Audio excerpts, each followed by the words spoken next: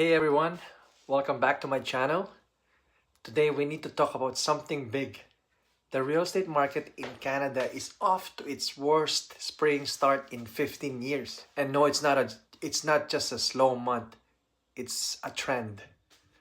On top of that, Canadians are cutting back on vacations, which might not seem like a real estate issue, but trust me, it's all connected. So what does this mean for home buyers, sellers, and the economy?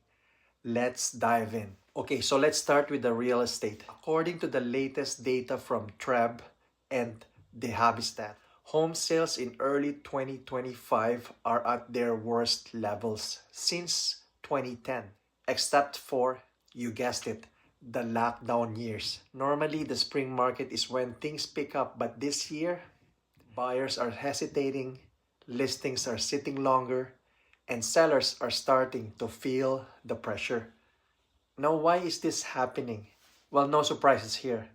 Interest rates are still high, affordability is tight, and the buyers are just more cautious. If you're thinking about selling, that means you've got to price competitively and be patient. And if you're a buyer, this could be your chance to negotiate better deals.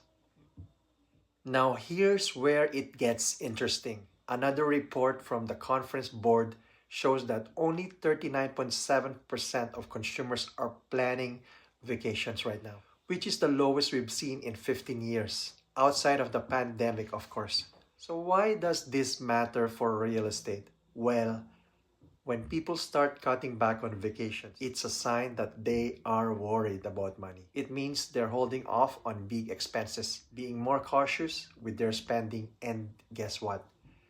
That same hesitation affects home purchases. People aren't just deciding not to travel, they're also thinking twice about upgrading to a bigger house, taking on a new mortgage, or making that first home purchase. So what should you do if you're buying, selling, or investing in real estate right now? Buyers, if you're waiting for the perfect time to buy, keep an eye on interest rate update. The market is slow, so you might have more room to negotiate. Sellers, you need realistic expectations. Homes are sitting longer and buyers are picky. Pricing it right and offering incentives can make a big difference. As for investors, rental demand could go up if more buyers stay on the sidelines. So this might be a good time to look at rental properties. So where do we go from here? The Bank of Canada is watching inflation, job numbers, and consumer spending very closely.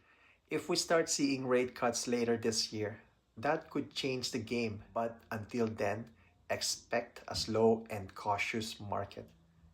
So what do you think? Are you holding off on buying? Are you seeing homes sitting longer in your area? Let me know. I'd love to hear your thoughts.